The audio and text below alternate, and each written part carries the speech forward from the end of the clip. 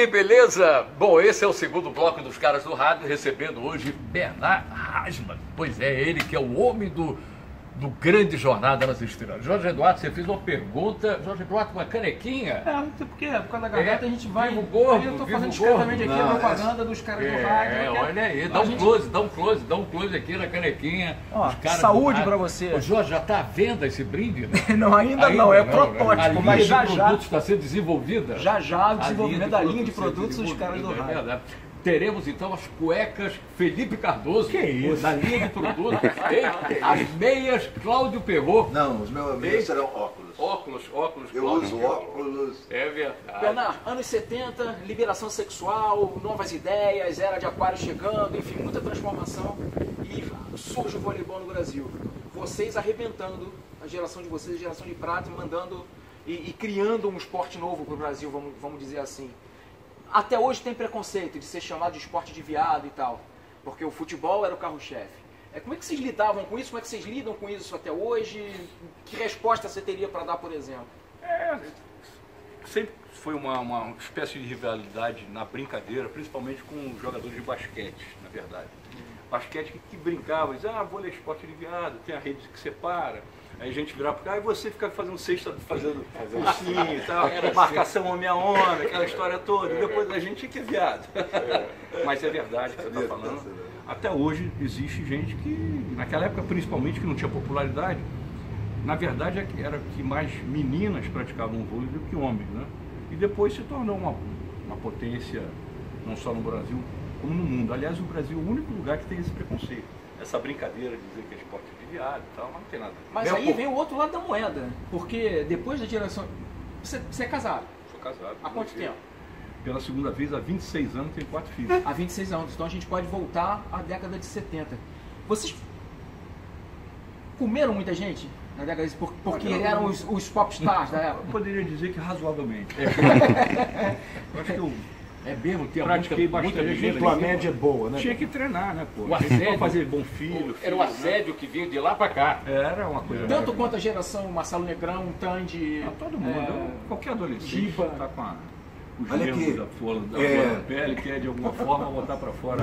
E essa coisa agora dos trans participando do esporte? Como é que é? Me foge o nome. Tiffany Abreu. Tiffany. Qual é a sua opinião a respeito, não sobre a presença dela, mas sobre a parte técnica, se desequilibra na sua ótica, o que ela quer ser, não Eu tem vou problema. responder o que o Bernardinho e o Zé Roberto, os 6 principais treinadores do Brasil, responderam. Me inclui fora dessa. Porque eu acho que o que precisa acontecer é regulamentar. Compreendo. A nível mundial. Porque tem dois lados, né? E a mulher que Literalmente, né? Dois E a lados. mulher que vai querer jogar no time de homem, ela vai ser melhor, ela vai conseguir ter o rendimento que essa menina tem? Então eu acho que tem que esperar, tem que haver uma indicação melhor, um juízo Um melhor. momento de quebra de paradigma, né? Essa menina, ela é a principal pontuadora do campeonato inteiro. Pois é. Pô, ela tem benefício, tem. 115 acertos em 5 jogos. E aí a minha pergunta, se você inverter isso aí, botar uma menina para ser homem, para jogar no lugar de homem, vai acontecer o mesmo? Aí eu pergunto, a força é a mesma? E como é que você dosa a questão dos hormônios, se é mais, se é menos, se você tem que ter um cálculo? Eu não tenho a menor opinião formada com relação a isso. Mas com certeza algum benefício tem. Eu quero... Não estou dizendo que eu sou contra, não. Eu acho que tá bem precisa claro. ser muito bem estudado Eu estou de cientificamente acordo. para se tomar uma posição onde de fato não se prejudica. Uma merreca para Pelo que viver. você convivia com o Bernardinho na época de jogador, você imaginava que ele fosse chegar onde ele chegou como técnico? Melhor pergunta até agora. Obrigado. Mas jogou fora, nossa, eu vou embora. Pô, as minhas perguntas Eu não... falo isso sempre. Eu jamais imaginei que o Bernardinho é um cara tão inteligente, tão preparado, que eu jamais imaginei que ele fosse seguir uma carreira de treinador e muito mais ainda vitoriosa como essa. Porque ele é um cara que fez economia, fez administração, fez o que há, tem vários idiomas na ponta da língua, inteligentíssimo, preparadíssimo. Ele foi trabalhar num banco, logo que parou de jogar, não aguentou ficar 2 meses, foi falar para o pai dele, pai, meu negócio não é aqui não, tem que ir para a quadra, eu quero... Você é um outro banco. E aí foi para lá e arrebentou a boca do balão. Bernardo, para mim, hoje, está entre os 3 melhores treinadores do universo, da humanidade. Todos os tempos. De todos os tempos, não é só de vôlei, não. porque a cabeça dele, se alguém aqui já ouviu a palestra dele, Eu já cai o vi, queixo. já vi uma. Ele te fala em 1 hora e 15, o equivalente a 5 horas. Porque primeiro ele é muito didático e fala muito rápido. E muito comunicativo. Então ele explica por A mais B como é que funciona, dá exemplos de atletas, de como acontecia certas situações. Por exemplo, o irmão dele, que é o Rodrigo, mais velho, que jogou vôlei também comigo, tem 2 anos a mais que ele. O Rodrigo era muito talentoso, só que não queria nada com esporte. E aí o Bené, que era o nosso técnico do Fluminense, o maior criador de valores do esporte, do vôlei na história, ele mandava o Bernardinho pro banho, vai pro banho, chegava lá, brigava. O Rodrigo ele nunca mandava.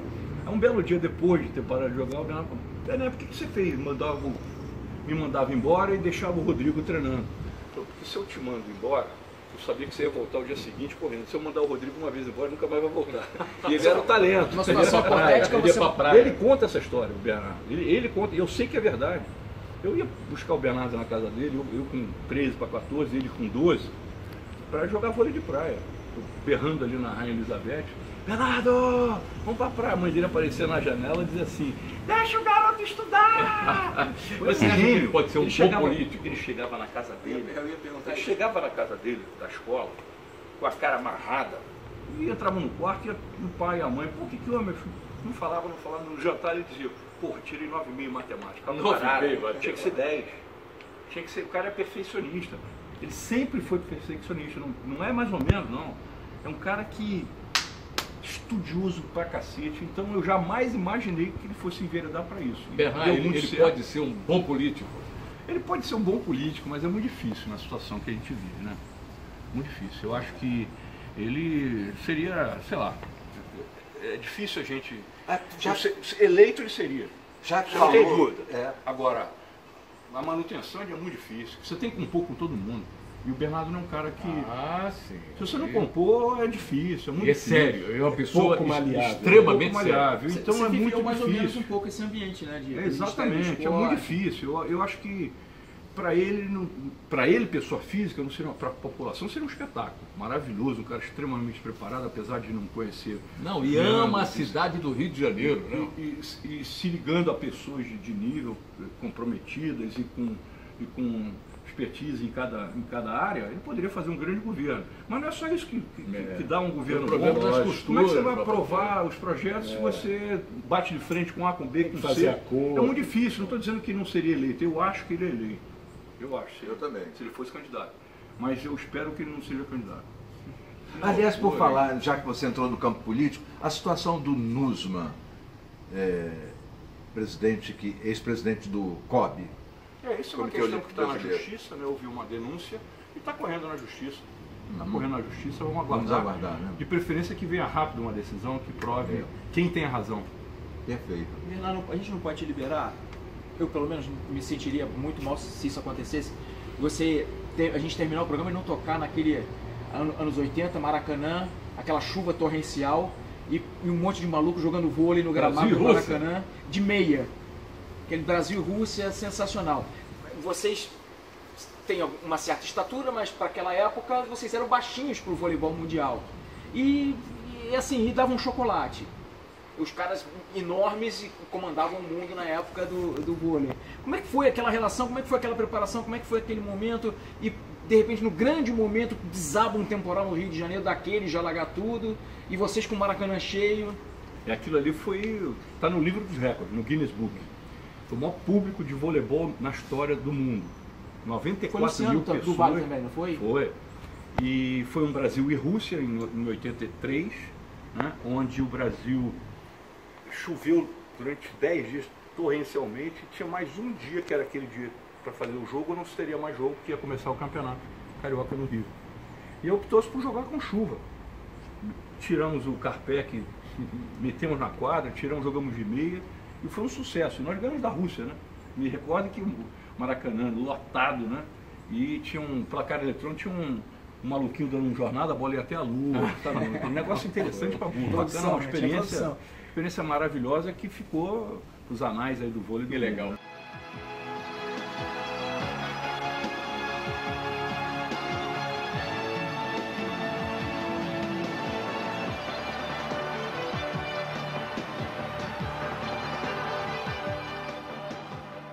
Bernard, para fechar, qual foi o maior jogador do mundo que você viu atuar?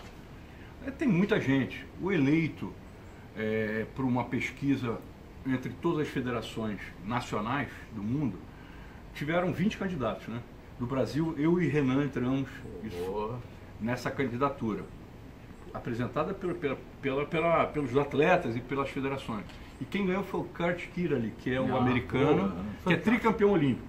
Ele é bicampeão olímpico na quadra, ganhou em 84, ganhou em 88 em Seul e foi campeão olímpico em Atlanta de voleibol de praia.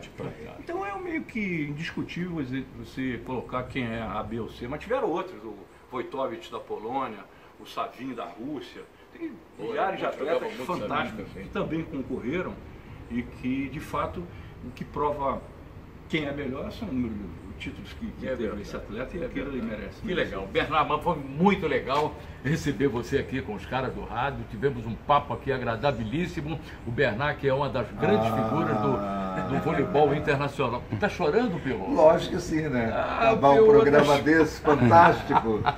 Bernard, obrigado, Eu Bernard. queria agradecer a vocês.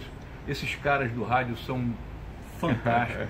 Eu quero deixar aqui um compromisso com vocês. Quando vocês estiverem, alguém faltou, não pôde vir, me chama que eu sou... É mesmo? Você agora é um cara do rádio também. Eu tô aqui para... Vai ter o Bernard 2. Eu estou aqui para locupletar os espaços falhos. Na hora que vocês precisarem de alguém honra para pra chamar. gente. Esse bate-papo não deu nem para contar. Mas vamos fazer futuramente outros capítulos aqui com o Bernard, com os caras do rádio. Vai ser Jorge, um tem que dar os nossos endereços, o link, o Instagram, que mais? Twitter, Facebook, vamos Olha participar. aqui, assim, Ative as notificações. ative. Manda, Perro. Inscreva-se. Dá like nos vídeos, Dá like deixe o seu comentário e compartilhe se você gostou com os seus amigos. Os endereços estão aqui embaixo. Olha aqui, É só olha você aqui. mandar Olha a sua aqui, mensagem. Tudo aqui embaixo. Legal, um abraço e semana que vem tem outro programa novo com os caras do rádio. Tchau.